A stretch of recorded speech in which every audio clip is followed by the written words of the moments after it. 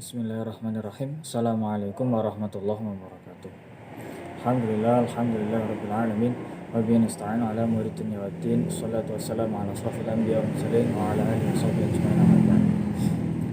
Pada pertemuan kali ini kami dari Pemakalah akan membawakan materi yaitu berkaitan dengan sholat sunnah beserta dengan berdasarkan tata cara pelaksanaannya. Tentu di sini saya tidak sendiri, saya ditemani oleh teman saya, ada Mas Komarul Azmi yang nanti akan menyambung ke materi yang selanjutnya. Langsung saja, sebelum kita memasuki terkait dengan sholat sunnah dan tata pelaksanaannya, kita alangkah baiknya kita mengetahui terlebih dahulu pengertian dari sholat sunnah. Sholat sunnah atau biasa juga sebagai sholat nawafil adalah sholat yang dianjurkan untuk dilaksanakan namun tidak diwajibkan, hanya sebatas dianjurkan. Jadi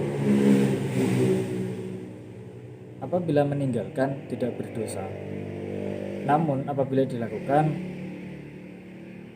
maka akan mendapatkan pahala. Oh ya, sebelumnya mohon maaf agak sedikit berisik ya, karena dekat rumah maksud saya rumah saya dekat jalan raya.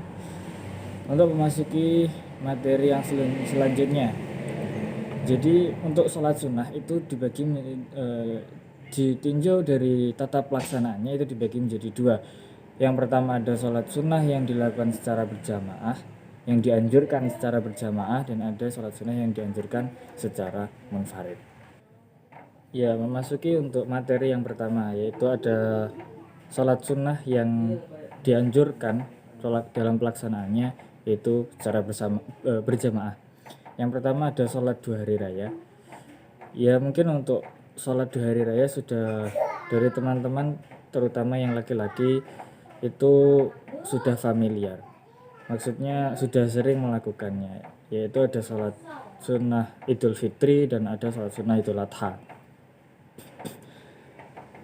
Yang kedua ada sholat sunnah gerhana atau bisa disebut sebagai sholat sunnah khusuf untuk gerhana matahari dan khusuf untuk gerhana bulan. Untuk tata cara pelaksanaannya, sholat gerhana ini memiliki hukum sunnah muakkad. Untuk melaksanakan sholat ini harus gerhana baik matahari atau bulan itu terjadi. Ketika gerhana sudah terjadi maka sholat ini sudah boleh dilakukan. Adapun untuk sholat yang disunahkan untuk berjamaah yang ketiga, yaitu ada sholat sunnah istisqa atau biasa disebut sebagai sholat sunnah untuk meminta hujan gitu.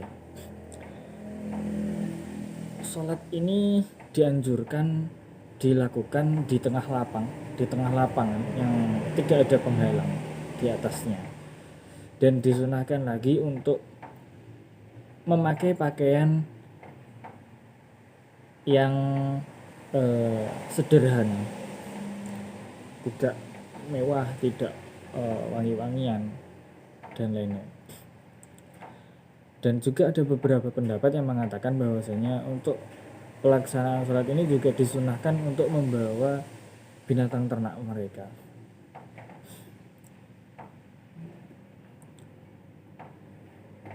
Untuk memasuki pembahasan yang selanjutnya, yaitu pembahasan sholat sunnah yang dilakukan secara munfarid atau sendiri, yang akan diteruskan atau akan dipaparkan oleh teman kita Mas Komarul Azmi. Sumangga. Oke, selanjutnya yaitu sholat munfarid atau sholat sendiri ya. Ini dilakukan dengan mandiri. Tempatnya bebas, bisa di masjid, bisa di rumah. Yang penting tempatnya suci. Dan sholat munfarid ini ada beberapa macam ya yang boleh dikerjakan secara munfarid atau sendiri, yaitu sholat sunnah. Yang pertama sholat sunnah tahiyatul masjid ya, sebelum masuk masjid atau sebelum azan kita dianjurkan sholat tahiyatul masjid. Pengertiannya sholat tahiyatul masjid adalah sholat sunnah yang dilaksanakan untuk menghormati masjid ya.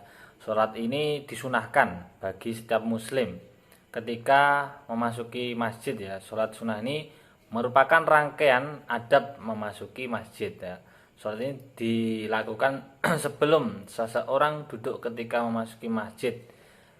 Berapa jumlah rakaatnya? Yaitu 2 rakaat. Terus selanjutnya yaitu ada sholat rawatib ya.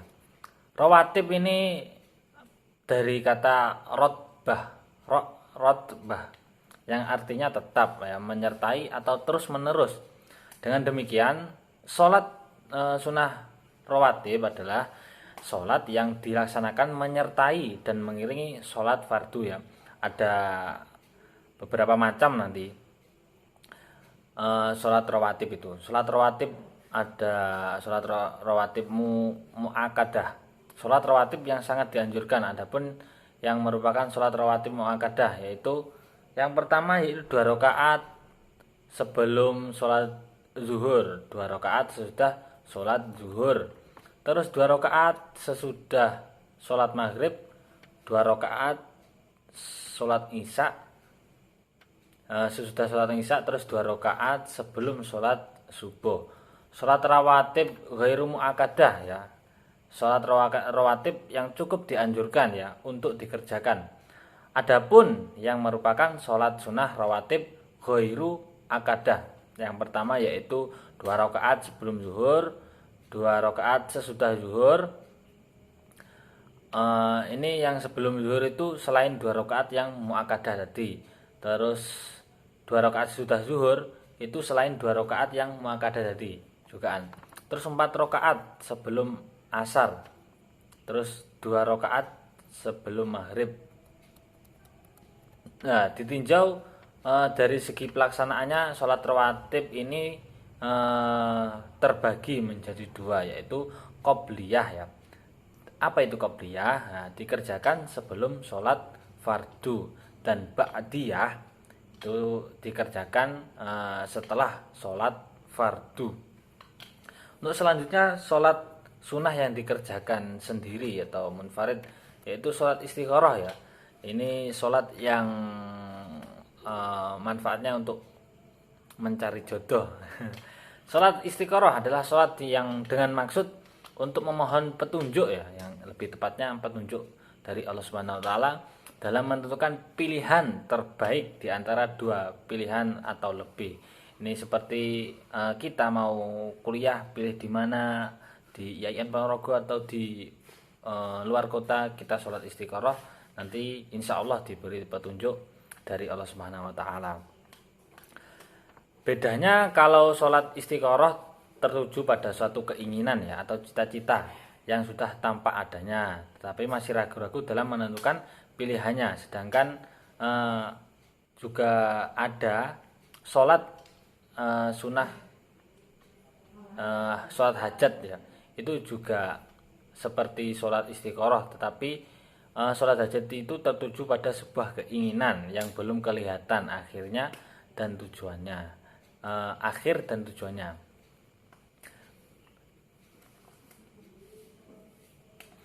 Terus waktu ya, waktu yang terbaik dalam melaksanakan sholat istikharah itu saat mulai pertengahan malam yang akhir, sebagaimana waktu sholat tahajud. Sholat istikharah dikerjakan sebagaimana sholat biasa ya. Dan setelah selesai sholat ditunjukkan dengan membaca doa istikharah. Terima kasih dari kami. Apabila kurang lebihnya mohon maaf. Billahi taufiq wal hidayah wa ridha wal inayah. Assalamualaikum warahmatullahi wabarakatuh.